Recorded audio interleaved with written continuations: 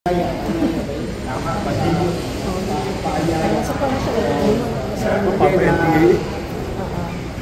kayo sa DC natin. Ano tayo NPA? Paano kayo yan? Sulitin mo na yun sa'yo. Mag-vlog ko kaya? So the first is bakit gumawa tayo ng ganito dahil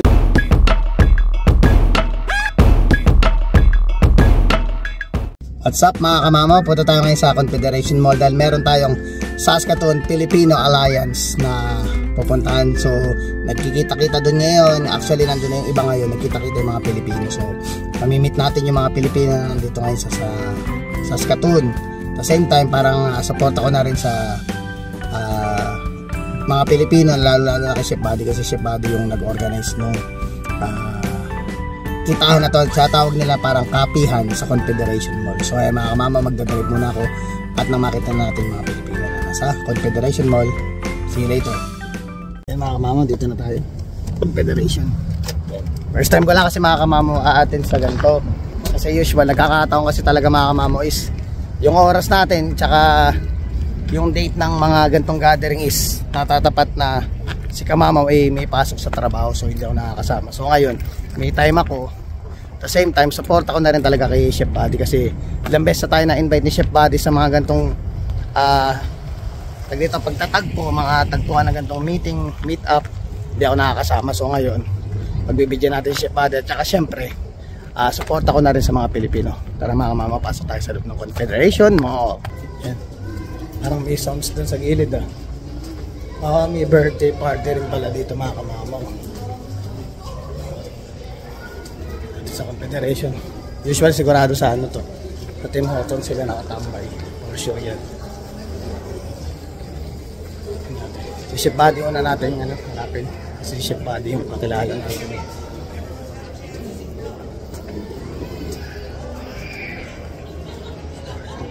Sabi ni Chef Buddy kanina marami na sila eh. Tingnan natin, we'll see sino bang meron dito. Ayun, nandito na tayo mga kamamaw. Ayun sila ko na samahan. Wala nang dalawa na. Okay na to. Usually mga kamamaw sila nag-ano ng event dito sa Saskatoon. Yung iba, ito sila kuya.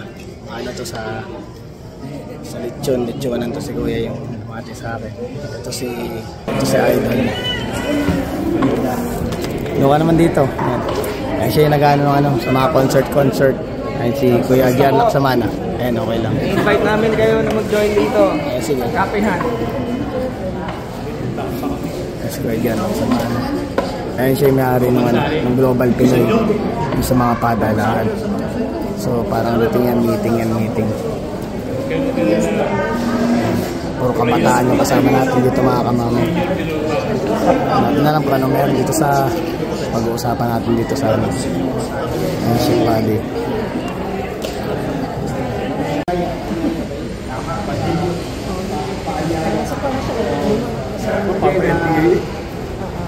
Wala kayo sa DC natin. Ano tayo NPA? Paano kayo yan? Sulitin mo na yun sa'yo. Mag-vlog ko kaya? So the first is bakit gumawa tayo ng ganito dahil na rin sa mga request ng ibang mga Pilipino na kung sino yung gusto mo. Kumbaga, especially yung mga bago tayong mga Pilipinong dating dito. So in behalf na with respect naman sa Felcast, na doon na yung Felcast, di ba? So Ganyo is from Felcast. So ang point lang dito is magkaroon tayo ng pagkakaisa, para hindi tayo magiging kumpul, kumbaga bike tribe kasi tayo dito sa Saskatoon. So ang punto lang dito kaya wala tayong agenda kasi this is just only an open forum. So kung hanggang saan natin gusto ang grupo ito anong gusto nating patunguhan sa grupo ito. So this is an open agenda.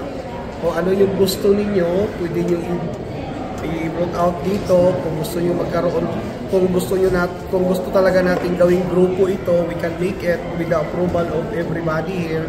Kasi marami-rami naman tayo. Pero on your opinion, before you open this,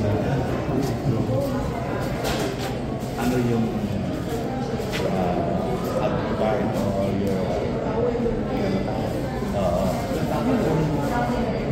Ang sa akin lang naman is bakit ko ito nagawa to the answer sa mga inquiries ng ibang Pilipino natin na hindi nila alam kanino sila lalapit at hindi ng advice o tulong, especially sa mga bagong nila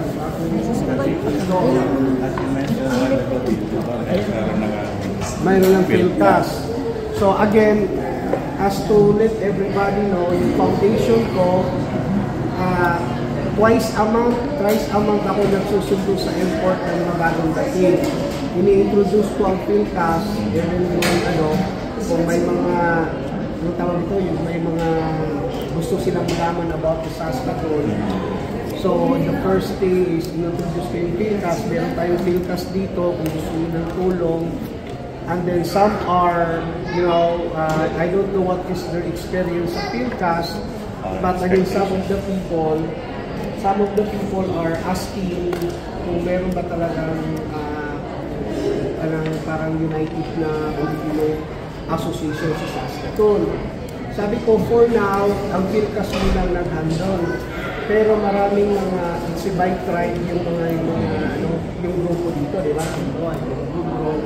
Igorot group, something like that one. So kung baga sa wala ko bang general na association. Meron tayong PhilCast. Ngayon siguro, parang sa tingin nila, tawag yun na, parang hindi sila satisfied kung hindi sila nagtulong gano'n. So, basta sa akin naman, hindi lang 10, hindi lang 15 people na sa akin na dito. Sabi ko, sige, try natin. Sabi ko nga hindi ko alam. Kaya na-encourage ka na. Kaya na-encourage ako. Pero, again, PhilCast is the mother of that organization dito sa Saskatoon. Yun lang naman ang mo. Tapos, sila ang registered, yung mga legal, pwede kayo lumapit sa PhilCast. Siguro para sa convenience siguro nila, kasi sabi nila, ang PhilCast daw, may tatanong daw sila mo, hindi ka yung sagot, so yun ang ko doon. So, basta ako, sinabi ko, encourage ko sila mag-register, mag-familiar sa PhilCast. Sure, they are satisfied with the PhilCast. According to them, I'm not going to say based on that. But this is an open forum, guys. So, as lang to know, it's good to know para alam din ng mga iba sinasabi ng ibang mga baguhan dito. So, ang kondo ni awareness. Sa akin naman baka yung objective kasi ng PhilCast siguro wala din sa scope nila na kasi ang anak ko more on cultural education sa totoo lang. So, ang objective to newcomers dapat na ituro open door society. Yes. So we can act as open door society for Filipino community. So kaya tayo nandito, yung objective natin na since may grow tayo, pwede mo na cover sa atin yung direct, tutulungan natin sila. So yun, Tulong na hindi naman kailangan sa material. Bago. Kundi i-guide natin sila. Share natin kung experience. Yeah. Pero yung so pag sinundo ko sila sa airport, habang sa sasakyan, in-inform ko yung Open Door Society, lahat ng gusto nyong malaman, meron silang mga parang Discovery Channel, mga leaflets doon, pwede nyo hingin, at saka yung guide kung paano kayo kukuha ng mga SIN, something like that one, nasa Open Door Society. And then we also have PhilCast. yung PHilCAS, ito yung address ng PHilCAS, pwede yung tawagan, ipagpo kung may mga problema kayo in the long run, kung may gusto kayong malaman about Saskatoon, parang mga ganun. So yun lang ang ang punto ni Vista lang dito is we have to unite lahat para at least alam natin yung side na kung ano yung kailangan ng tao, kailangan ng tulong ng ating kapwa. Pero ang bandun kailangan malaman din natin kung anong mga expectation nila. Kasi kung high demand ang kanilang expectation, baka akala na lang meron tayong pera na kaya ganun yung expectation nila. Yeah. That's come from the government, which is not true. Na we're just ordinary citizen here. We just want to guide those newcomers in this city. Kaya pinakamaganda siguro pagka yung ganun na nagtatanong sila, ano ang expectation mo? Kaya nagtatanong ka sa ganitong ang maitutulong lang namin, kaya lang namin ay mai-guide ka kung saan talaga yung mga dapat mong puntahan. Hindi naman ang mga sinasabi. Lagi mo hina-highlight yung PHilCAS at saka kung anong tribe sila, kung anong tawag dito, anong grupo sila,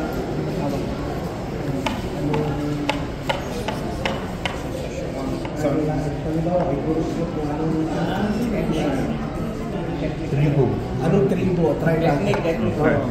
Sa kayo, pwede nyo, mayroong atang community na sa ethnic group. Meron kayong community dito, so try nyo rin asogin yung mga community dito sa Saskatoon. Ito yung receiver nito. Opo. Yun lang ang objective is pagkakaisa, pagtulungan, at saka yung magkaroon tayo ng community. Hindi ko lang, ngayon ko lang na-try ko na siya. Para gusto ko nandun ako. Kung may magsalita. Actually, there's no negotiation. There's no money. Hanggang dalawa lang. There is always money. Again, How to get support from the government? We need to have project. Kasi pinapantay ng kanya, City of Saskatoon or government, in case na meron tayong project. Halimbawa, sabi mo, ito ang project ko, worth 50,000. And mga kamamaw, tapos na yung yung parang meet and greet natin mga kamamaw. Napanood nyo naman yung mga pinag-uusapan. Usually ang focus nila tsaka ang aim nila is para magtulungan lang. Mag-build ng isang community na matutulungan ng mga kapwa Pilipino. Yun yung agenda talaga mga kamamaw. Bakit? Gusto nilang bumuo ng isang organisasyon para makatulong sa mga Pilipino dito sa Saskatoon. Kaya napakalaking bagay mga kamamaw din. Bilang ako, nabigyan ako pagkakataon makasama ako. So, may next meeting pa kaming darating. So, parang mag-e-elect na sila ng kung sino ba yung mga kung sino ba yung president, sino ba yung vice president. Usually ako naman mga kamamaw, is nakasuporta lang ako kasi nga alam mo naman tayo dito, tulungan lang talaga ang pinakamagandang bagay na mai-share natin para sa ating mga kababayan dito sa Saskatoon. Tsaka malaking bagay yun mga kamamaw. Sobrang habang pinapakinggan ko yung usapan, usually isa ako sa pinakabata na nandun, na nagpunta, isa ako sa pinakabata na nagpunta. So syempre nakinig lang tayo sa usapan pa ng mga elders. Sobrang marami kang matututunan. At the same time, mabibigyan kanya ng para bang pagmulat pa sa kaisipan ng mga Pilipino na hindi lahat ng Pilipino is parang kanya-kanya lang. Gusto nilang makabuild sila ng isang magandang komunidad para magtulungan, magkapit kamay, ganun ang nila mga kamamaw. Yun ang kanilang agenda at gusto nilang mangyari. Okay mga kamamaw, na yung iba nandun pa sila, nag-uusap-usap pa sila kasi usual kasi syempre kumbaga sila, mas may edad sila sa akin. Ako, first, ano lang ako kumbaga nandun ako sa mid-class ako. May mga bata ding nagpunta, lalo na yung mga singer. Actually, lahat, iba-iba sila mga kamama. Yung iba, mga producer na talaga, yung iba mga talagang gumagawa sila ng mga fundraising dito, yung parang nagsama-sama talaga ng kumbaga yung mga utak ng mga Pilipino na para makatulong or para talagang binibuild up nila is gusto nilang magkaroon ng isang samahan na ganito na may membership siya, which is idealistic naman yung membership niya. Hindi mo siya masasabing parang ginamit or parang masyadong malaki. Parang affordable yung niya para sa mga magiging miyembro. Pero sa akin, hindi pa honestly talaga naka-close or official kung ano man yung mga bagay. Na i-share ko lang kasi nga, gusto ko rin namang i-share syempre sa mga nandito sa Saskatoon, mga gustong maging, gusto nilang sumali sa itinatayo nilang parang community para talaga sa mga Pilipino. Kaya ini-invite ko din yung mga taga dito sa Saskatoon or malapit dito sa Saskatoon or saan man sulok ng na maging miyembro kayo dito ng samahan, dahil ang aim talaga nila, yung mga nakakatanda doon, is yung magkaroon sila ng parang bang pondo na sinasabi na makakalikom tayo ng pondo kung sakaling may mga tao tayong dapat nating tulungan, dapat nating bigyan ng pansin, lalo na mga nangangailangan, lalo na syempre sa mga bagong padating na Pilipinong darating dito. Yun din, isa din yun, malaking bagay din yun. May malalapitan kayo or may magbibigay sa inyo ng mga guidance or guidelines sa mga bagay-bagay dito sa Canada, lalo na dito sa Saskatoon. Sobrang nakikinig lang ako kasi talagang kumbaga sila, habang pinapakinggan mo sila, marami tayo natututunan mga kamama. So hindi ko na video lahat dahil yung dami nang nagsasalita, sobrang hindi ko na alam kung sino yung ako ng mic, nakakaano rin naman na interrupt sila. Basta kung ano lang nakuha na nating video, yun lang yung kinaya ni Kamamo. Pero ang balak talaga may extra meeting, may susunod pang meeting. Parang may setup sila ng second meeting ng November 9. So actually mga kamama, invite ko na lang din ng mga taga Saskatoon sa November 9 is may meeting kami. Tapos sa hapon sa Toon Tavern yun. So yun, may kasiyahan doon, may mga tugtugan, nandun sila Ate Maylin, nandun yung mga banda ng Saskatoon, yung mga nagbabanda dito ng mga kabataan, nandun sila lahat para magbigay ng kasiyahan at saka panandaliang kaligayahan ba ng mga Pilipino dito. Syempre shoutout kay Malasang Pinoy. Si Malasang Pinoy isa sa ang nag-organize ata ng event na yun, kaya supportahan din natin sila. Ako habang tumatagal ako, mas na-appreciate ko yung mga taong nag-ano sa yung taong bang pakaramdam mo na parang na-appreciate ka tsaka talagang sinusuportahan ka. Kaya ako hindi ko rin masabi na hindi sila pwedeng hindi sila suportahan, dahil nakikita ko yung effort nila para iangat ka. So nandito rin si Kamamaw para iangat din sila, suportahan sila kung ano man meron sila, dahil yung adhikain naman nila is hindi naman sa pansariling nila, usual mga selfless for kind of thing na napaka-selfless ng mga taong ito para hindi mo suportahan, na talagang hindi naman sarili nilang iniisip nila kundi yung mga kababayan nilang Pilipino dito. So ayun mga kamamaw, tapusin ko muna tong vlog. Medyo nakakabitin lang pero syempre nakakatawa din, dahil first time kong pumunta or umattend sa gantong klaseng parang meet and greet. Actually lang nila yun, kumbaga magkakilan-kilanlan sa grupo, kasi mga kamamo na inilagay ata sa actually may group chat kami, parang nasa 110 na yung namin, yung mga kasali doon. So parang nasa 25 lang ata nagpunta, kasi syempre di mo rin masasabi mga kamamo, busy rin kasi mga tao. Kumbaga natapatan ng mga tao nagpunta kanina is may oras sila para pumunta and then pakilala yung mga Pilipino nandito sa Saskatoon. Pero sana sa mga susunod lumaki pa yung pamilya or komunidad ng mga dito, ng mga Pilipino. So sa ngayon wala pa silang inaanong pangalan, balakata. Mag-aano rin tayo kung sino ba yung ating leader, para at least nag-guide tayo kung sino ba ang malalapitan natin o yung bibigyan natin ng dito. Kumbaga kailangan talaga may namumuno para mas maayos yung pagpapatakbo ng community or isang grupo ng Pilipino dito na para bang magtutulungan. Kailangan talaga nandito. So ayun mga kamama, hanggang dito na lang ang vlog. Please don't forget to like, share, subscribe, and hit the notification bell for more updates of my video. Kasi mga kamama,